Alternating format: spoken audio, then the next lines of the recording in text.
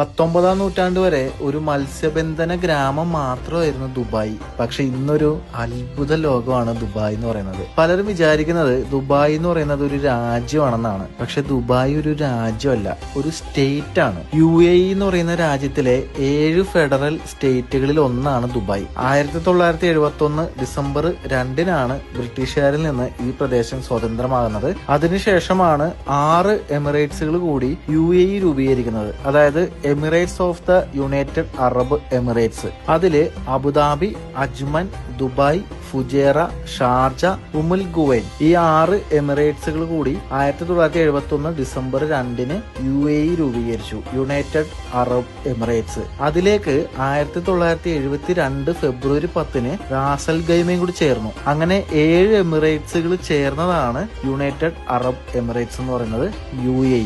അതിലെ ഏറ്റവും വലിയ നഗരമാണ് ദുബായ്.